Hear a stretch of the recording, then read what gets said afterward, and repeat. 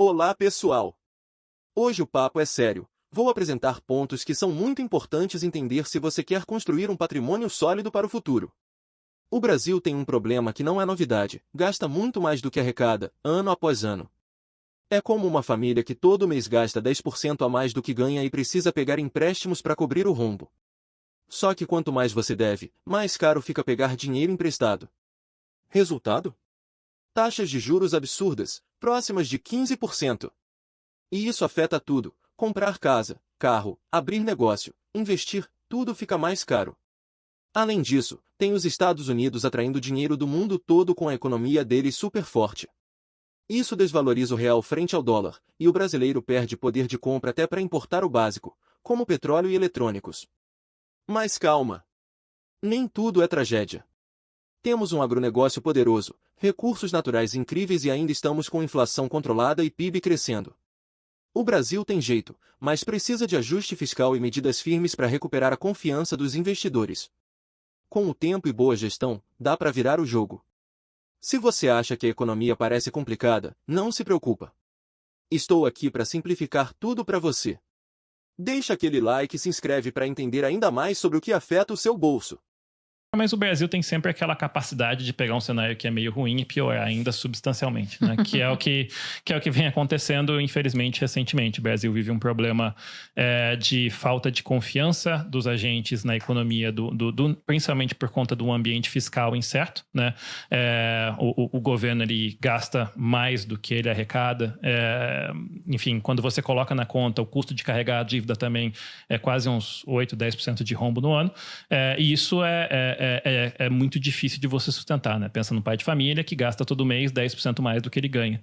E que todo mês, além de fazer isso, ele tem que tomar um empréstimo para poder sustentar. Cada vez que passa, que ele vai lá no banco pedir mais um empréstimo, o banco vai cobrar mais dele, que é o que vem acontecendo no Brasil, né? Assim, por falta de confiança num cenário fiscal, né? Pelo fato de que o Brasil gasta muito mais do que ele arrecada e ele faz isso com consistência durante todos os anos, o que vem acontecendo é que a gente vem tendo que pagar taxa de juros cada vez mais altos nos empréstimos que o Brasil faz, tanto doméstica quanto internacionalmente. Então, assim, no final do dia é um cenário que é bastante desafiador para o Brasil no curto prazo, pelo fato de que você tem um cenário com taxas de juros aí perto de 15%.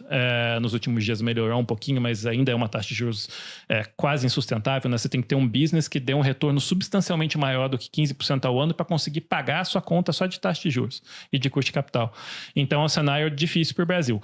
Obviamente, o que é importante ter em mente também é que não é um cenário de calamidade, né? Assim, o Brasil tem um cenário com um PIB ainda crescente, ele tem um cenário com uma inflação que, embora esteja desancorada da meta, é uma inflação que ainda é de um dígito médio, e é um cenário que você tem, o Brasil foi abençoado com muita coisa boa, um agribusiness muito competitivo, recurso natural abundante, produção de petróleo crescente. Então, o legal de você ter em mente também é importante não ir para o extremo, né? Assim, no lado, o sentimento é muito ruim, porque as coisas estão indo mal, juros está subindo, o preço dos ativos está caindo, mas o Brasil não é um país que não tem solução, não é um país que, assim, ele é um país que, do ponto de vista de cenário econômico, o Brasil tem conserto, assim. Obviamente, se quem está tocando a economia quer ou não fazer esse conserto, é um outro assunto. Mas o Brasil tem conserto. É um país que estruturalmente tem coisas boas, que tem um cenário que é ruim, mas não é calamitoso, e que, com um bom aperto de cinto do governo e com ancoragem de expectativa por parte dos agentes, você conseguiria resolver esse problema, assim. Então, a vantagem é que, sendo agora em 25, por vontade de atualmente quem está no governo, ou seja, a partir do final de 26, 27, com a transição para um novo governo, existe um cenário onde você pode consertar esse problema do Brasil com não é simples, mas é consertável e onde todas as outras opcionalidades positivas de Brasil podem funcionar. Mas, respondendo a sua pergunta, o cenário atual no Brasil, infelizmente, do ponto de vista econômico, é um cenário um pouco mais desafiador por conta de um cenário fiscal, né, de um gasto de governo muito maior do que o que ele arrecada, o que desancora a curva de juros, torna tudo muito mais caro no Brasil, desde comprar um carro a comprar uma casa, até você financiar um negócio, investir, gerar emprego, tudo isso acaba se tornando muito mais difícil. E aí, quando você tem falta de confiança de agente e, ao mesmo tempo, você tem um Estados Unidos super forte, atraindo dinheiro do mundo, a combinação é perversa, né? Assim, além de você ter um problema econômico doméstico, você tem desvalorização da sua moeda com relação ao dólar, que é a principal moeda do mundo, e quase tudo no mundo, né? Desde commodity, petróleo, minério de ferro, até, enfim, computador, tudo é cotado em dólar. Então, assim, acaba que o brasileiro vem gradualmente perdendo muito poder de compra versus o resto do mundo. O estrutural do Brasil não é um estrutural extremamente promissor também, né? Assim, é bom ter isso em mente. Assim, o Brasil é um mercado muito bom, não quero deixar a mensagem ruim para as pessoas. Se você pegar nos últimos 20 anos aí, né, a gente teve pelo menos uns 3 ou 4 anos onde o mercado de ações no Brasil subiu mais do que 50% em dólar. É pouco mercado no mundo que consegue fazer isso, mas é um mercado muito, muito cíclico, né? Depende do cenário internacional e do que a gente faz aqui. Então tem que ser uma combinação de fatores de um cenário internacional benéfico com uma política interna que não atrapalhe muito para o Brasil performar bem. Agora, assim, quando você olha aquela verdade absoluta que você tem em mercados como os Estados Unidos, onde se você carregar ações por 20 anos vai ser muito bom, não necessariamente acontece no Brasil. O Brasil é muito importante você estar na parte boa do ciclo. Investir em CDI é uma boa? Se você comparar o CDI com o dólar nos últimos 10 anos, é praticamente um empate, e isso sem nem ajustar pelos juros americanos. Agora, quando falamos de renda fixa, o que parecia bom, tipo IPCA mais 5% ou 7%, acabou frustrando muita gente. E no crédito privado? Pode até dar lucro, mas o risco de perder tudo também é real. Para piorar, tem a ameaça de mudanças na tributação, como nos fundos imobiliários, que já sofreram com juros altos e vacância. Apesar disso, existem oportunidades. Na bolsa, por exemplo, algumas empresas estão entregando retornos acima de IPCA mais 12% com riscos controlados. E, no cenário externo, com os Estados Unidos fortes e o dólar valorizado, ainda faz sentido ter exposição em dólar. Se você olhar o CDI contra o dólar ao longo dos últimos 10 anos, é um 0 a 0, considerando o dólar em termos nominais, né? Não é nem em termos reais e nem ajustado pelos juros americanos. Então, é um ambiente que acaba sendo muito difícil. É difícil você virar e falar assim, poxa, você ter o IPCA mais 7 é um negócio bom. As pessoas achavam, né, que a NTNB mais 5, o juro real mais 5 era um negócio bom. Aí ele foi para 6 e todo mundo perdeu dinheiro. Não, 6 aqui é no-brainer, né? Essa é uma coisa que é excelente. A gente está perto de 7, todo mundo perdeu dinheiro também. As pessoas achavam que por crédito privado era um negócio bom. Mas, o crédito privado tem uma característica que ou você ganha, né, os seus juros, mas se o negócio der errado, você pode perder 100%. Sim. Então, num ambiente que a gente estava e tiveram alguns episódios específicos de empresas que acabaram entrando em recuperação judicial, que, alguns debenturistas, né, eles perderam 100%. Tem N mudanças diferentes. Hoje, por exemplo, tem uma discussão aí sobre mudança de tributação de fundos imobiliários, né? Então, você fala, poxa, aquela renda, o fundo imobiliário que sofreu com o aumento da taxa de juros, sofreu com vacância de alguns imóveis, ele pode sofrer de novo com mudança de tributação? Putz, pode. Então, quando a gente olha, né, esse conjunto de coisas, de ativos que a gente vê no Brasil, a gente tem uma seleção de ativos que a gente acha que são bons ativos, mas sempre com essa percepção de que as coisas elas podem mudar. Você falou aí de inflação mais 7, que é bom. A gente também acha bom, mas quando a gente olha as empresas da Bolsa, por exemplo, a gente vê várias empresas que têm um risco relativamente mais baixo, que estão hoje sendo negociadas em IPCA mais 12. Não é que você não recebe o cupom garantido de 12% ao ano, né? Mas quando você vê o potencial que ela tem para crescer, com um risco mais ou menos controlado, ela deveria crescer mais que 10% do que a inflação ao longo dos próximos vários anos. Então, a gente vê, sim, oportunidades na Bolsa. A gente vê oportunidades em renda fixa, talvez de um jeito um pouco mais cauteloso, porque a gente não acha que existe essa assimetria, né? O que é essa assimetria? É que, se as coisas no Brasil derem certo, o potencial de alta que a gente tem na Bolsa acaba sendo muito mais alto que a gente vê em outros mercados. Mas, ao mesmo tempo, a gente, quando olha no cenário externo, a gente imagina que, não necessariamente nesse ano, mas nos próximos anos, é um cenário de Estados Unidos indo muito bem, com dólar mais forte. Então, para a gente ainda faz bastante sentido a gente carregar uma posição comprada em dólar nas nossas carteiras. E o setor de varejo no Brasil? O que podemos aprender com o que rolou nos Estados Unidos? Por lá, o varejo online era praticamente zero nos anos 2000, mas hoje já representa 25% de todas as vendas, e em setores como eletrônicos, esse número chega a 70%. A Amazon lidera, aumentando sua fatia de mercado ano após ano. Aqui na América Latina, o Mercado Livre está fazendo o mesmo, domina o online, tem a melhor logística e está ganhando mercado consistentemente. Isso cria um cenário desafiador para varejistas tradicionais, que já sofrem com juros altos e consumidores gastando menos. A mensagem é clara: quem não se adaptar à revolução do e-commerce vai ficar para trás.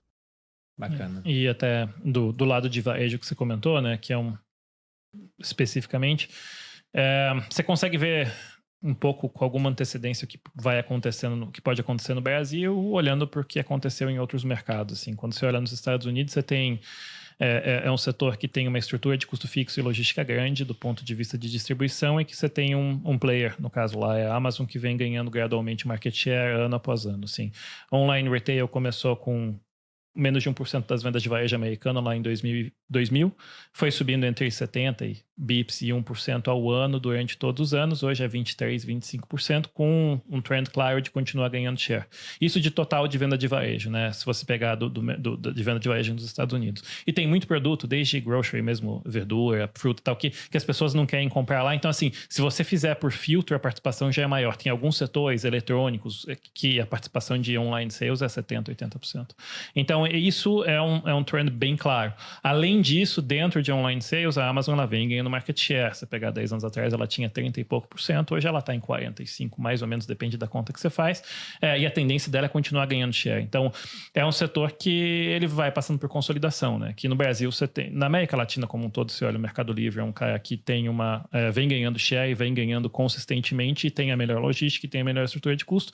Então, é um setor que, além de passar por todos os desafios econômicos que a gente está vendo, juros para cima, as pessoas com menos propensão a consumir e tudo mais, ainda tem um desafio intrínseco de que ele está sendo disruptado por uma maneira diferente de fazer negócio. Assim. Então, é um setor que particularmente tem um desafio do ponto de vista de execução nos próximos anos, os players que não são o número 1 do mercado online. As 7 maiores empresas dos Estados Unidos, conhecidas como as 7 Magníficas, entregaram um crescimento de lucro combinado de 44% no último ano. Isso é simplesmente surreal, especialmente num ano em que o mercado acionário americano já cresceu 25%. E o mais impressionante? Esse desempenho não foi por causa de uma alta nos múltiplos, que já estavam altos, mas pelo lucro acima do esperado dessas gigantes. E segura essa, diferente dos tempos da bolha da internet nos anos 90, essas empresas não estão queimando caixa. Pelo contrário. 6 das 7 magníficas geraram mais caixa do que gastaram com investimentos. Elas estão nadando em dinheiro, com zero dependência de dívida. Mesmo que os juros dos Estados Unidos subissem para 7% ou 8%, essas empresas estariam tranquilas. Sim, a bolsa americana está mais cara, mas dá para entender. Lucros massivos, saúde financeira impecável e investimentos feitos com dinheiro próprio. Se isso não é força, eu não sei o que é. O ano passado, sozinho, as 7 maiores empresas dos Estados Unidos, que as pessoas chamam lá fora de Mag 7, né? As 7 magníficas, cresceram lucros. O lucro dela, combinados, cresceu 44%. Isso é bizarro, né? 44%. Assim, é um número, assim, impressionante. Gigante, Então, quando você olha, né, de 23 para 24, que foi um ano que o mercado acionário americano cresceu 25%, o múltiplo entrou o ano já em 22 vezes, que já é um múltiplo caro, 22 vezes o lucro. E durante o ano, a grande surpresa não foi que o múltiplo foi para 25, 26 vezes, por isso que o mercado ficou caro. Não, o mercado ficou caro porque as empresas entregaram um lucro muito maior do que se esperava que elas fossem entregar. Então, as empresas, a performance recente do mercado, ela foi gerada muito mais pelo crescimento de lucro acima do esperado do que por uma expansão do múltiplo.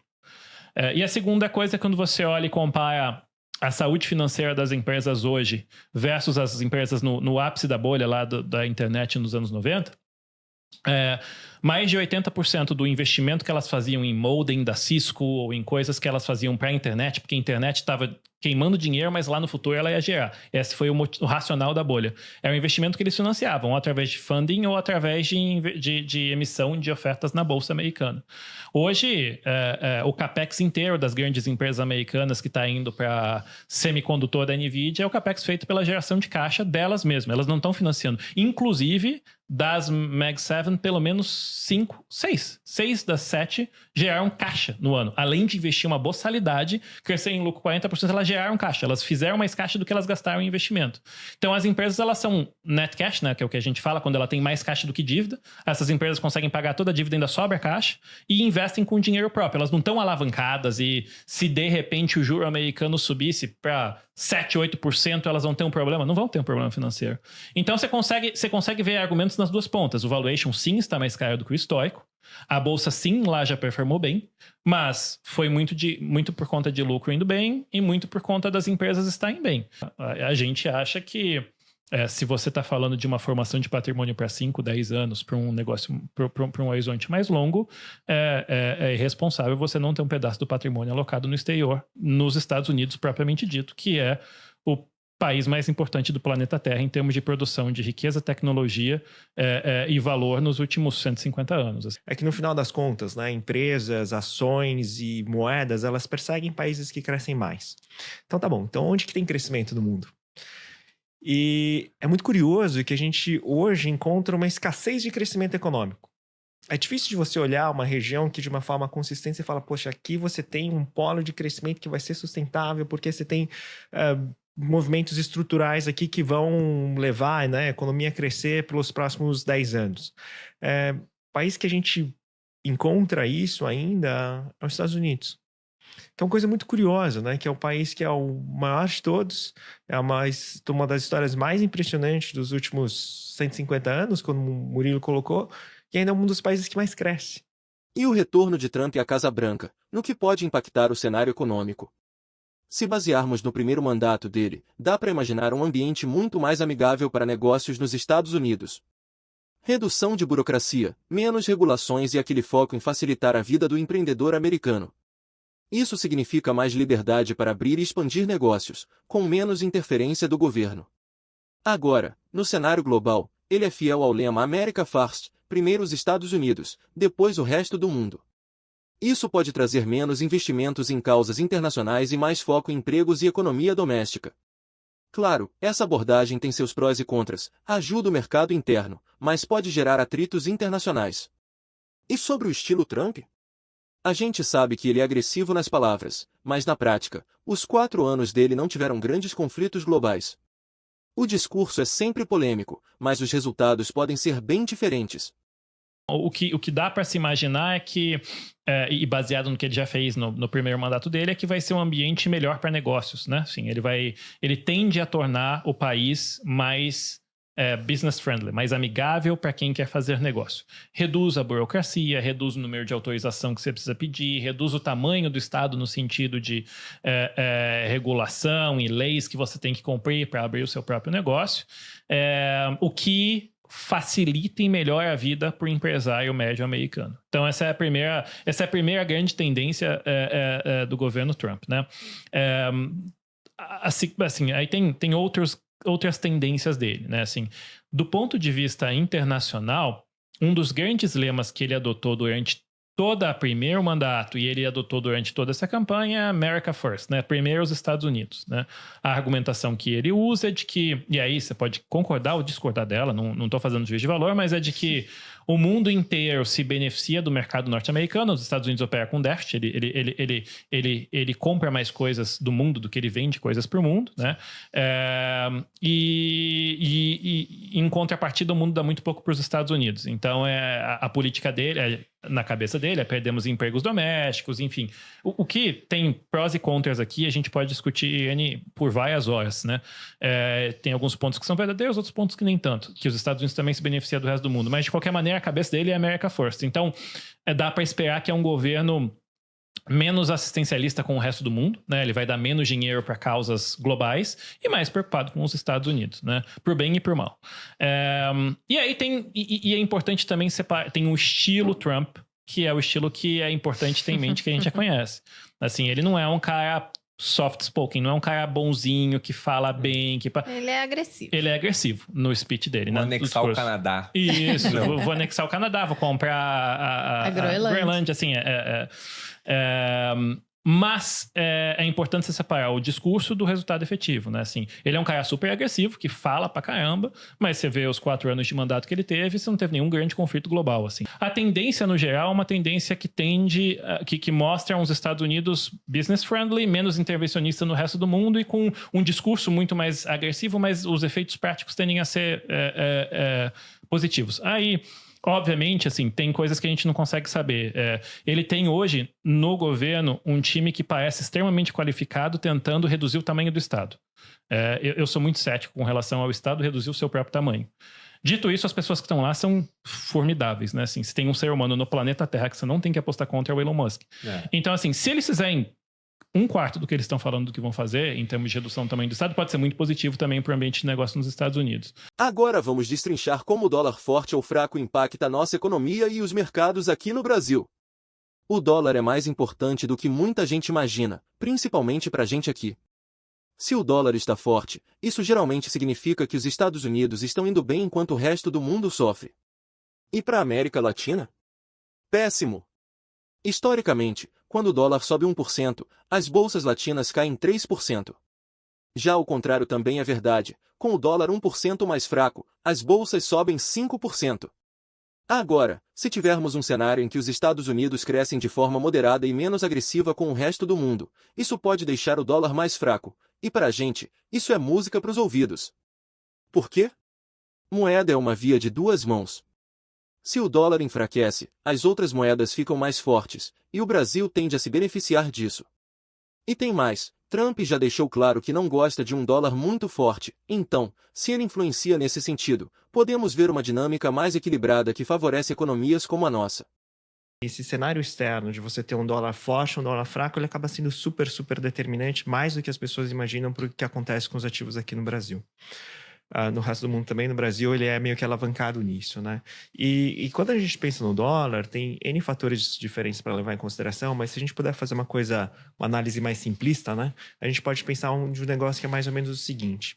Se o dólar ele é forte e você tem uma política de America Only, não America First, America Only, né? Que é só os Estados Unidos vai bem e o resto do mundo vai muito mal. Aí é um cenário que o dólar ele vai ficar muito, muito forte. É um cenário que é muito ruim para a gente e esse acaba sendo impacto negativo para o Brasil.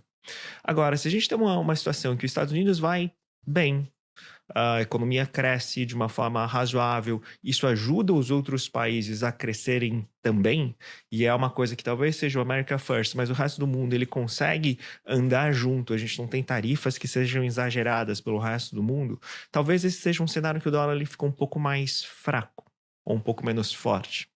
Qual que é o ponto aqui? Hoje de manhã, antes de vir para cá, eu estava vendo uma análise do banco JP Morgan, lá do Pedro e da Amy, que eles estavam falando alguma coisa que era mais ou menos o seguinte. Se o dólar no mundo ele sobe 1%, historicamente as bolsas na América Latina caem 3%.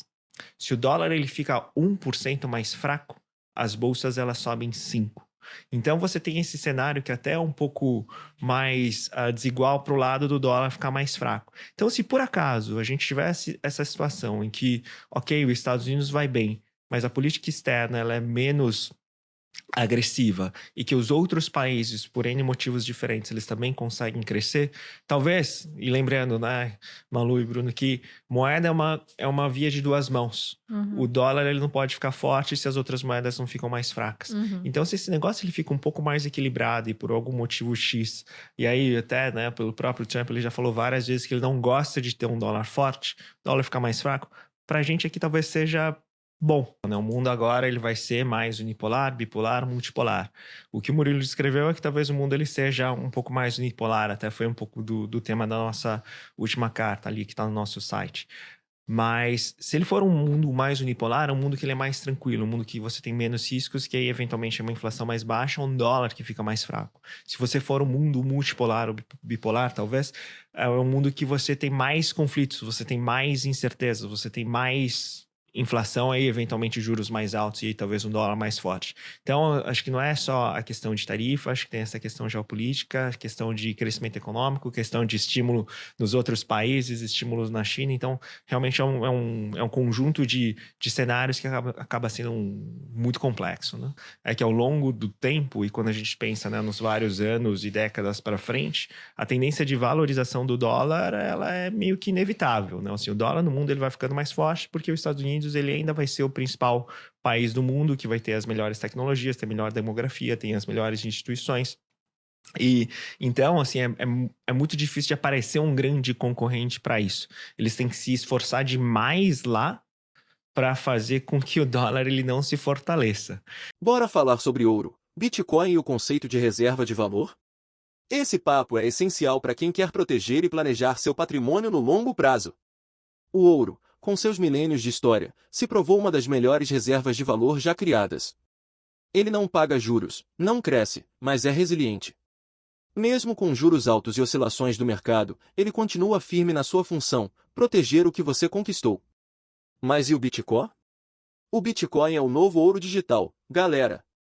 Ele carrega as características que fazem o ouro ser valioso: oferta limitada, reconhecimento global e segurança, mas com algumas vantagens modernas. É mais fácil de dividir, carregar e impossível de ser confiscado. Além disso, com sua oferta fixa de 21 milhões de unidades, ele está cada vez mais robusto e ganhando espaço nos portfólios de grandes investidores e até de países.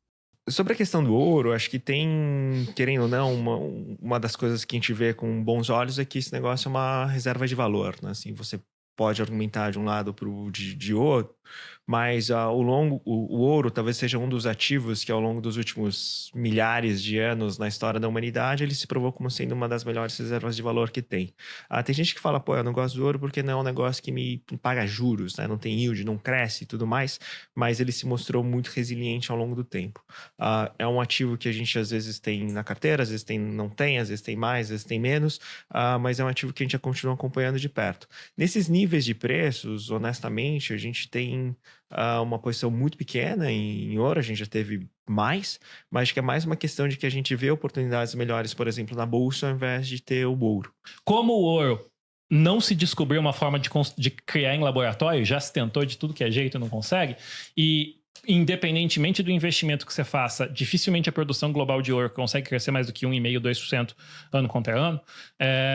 O ouro se convencionou na sociedade durante milênios que, como é um ativo raro, que todo mundo conhece, que é razoavelmente divisível e fácil de carregar, esse ativo aqui, independentemente do que faça com as outras, ele tem um determinado valor que as pessoas todas se convencionaram de que aquele é um ativo de reserva de valor.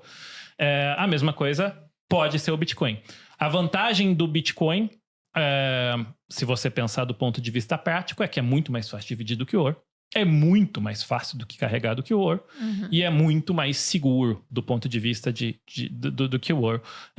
Você ter ele, né? Se você tem uma barra de ouro aí, uma pessoa te roubar na rua, você perdeu tudo, né? Assim, o Bitcoin não. Então, nesse sentido, o Bitcoin, ele tem... E aí, assim... Precisaria de muitas horas para a gente explicar todas as vantagens do Bitcoin, né? De ser peer-to-peer, não tem como ter interferência, não tem como o Estado ir lá e pegar de você, não tem como o governo americano chegar lá e falar agora ninguém mais pode negociar Bitcoin, é impossível fazer isso. Então, assim, do ponto de vista prático, ele é extremamente robusto. Você precisaria de um poder computacional que hoje não existe no planeta Terra para tentar quebrar o algoritmo do Bitcoin e mudar o que está escrito lá. Você consegue dividir ele e você tem uma oferta limitada, até 20 milhões e pouquinho de moedas que vão ser. Então, assim, o ponto de vista de fundamento do Bitcoin é extremamente robusto, né? Assim, isso é indiscutível, né? Agora, óbvio, como é novo, né? O ouro tem milênios e o Bitcoin tem 15, 16 anos. Completou 16 agora. Isso, exato. Você é um ativo que ele tem uma adoção muito baixa ainda, é um percentual pequeno da população global que usa. E aí, como é um ativo que não tem uma quase inelasticidade de oferta, não muda a oferta, e tem gente que entra e aí alguém que vai desinvestir num dia, ele pode ter uma volatilidade muito maior do que um ativo igual o ouro que tem milênios de história. Logo, é um ativo que, como tem uma volatilidade muito maior, as pessoas se confundem e falam assim, então não sei se é reserva de valor. A função dele é reserva de valor. A questão é que, por conta de ser inelástico oferta e ter bastante mudança de demanda, ele vai ter volatilidade. Então, é um ativo que tem volatilidade no curto prazo. É difícil de você cravar assim, em 25 ele vai subir ou vai cair, mas dado que a cada ano que passa, ele se torna mais robusto computacionalmente e o fundamento dele é muito bom, e a gente começou a ver um início de institucionalização, você vê alguns grandes fundos passando a ter esse instrumento, você vê alguns países começando a falar em ter reserva nesse instrumento, assim, é bastante razoável falar que é um ativo que em médio e longo prazo tende a se valorizar e se tornar uma das grandes fontes de reserva de valor do mundo. Claro, o Bitcoin ainda tem volatilidade, já que é um ativo novo, com apenas 16 anos, e uma adoção global ainda baixa. Mas sua fundamentação sólida e a crescente institucionalização indicam que ele tem tudo para se tornar uma das principais reservas de valor do mundo no médio e longo prazo. E aí, o que você acha? Ouro, Bitcoin ou os dois? Deixe a sua opinião aqui nos comentários, compartilha esse vídeo com aquele amigo que precisa entender o básico sobre investimentos, e já deixa o like para fortalecer o canal.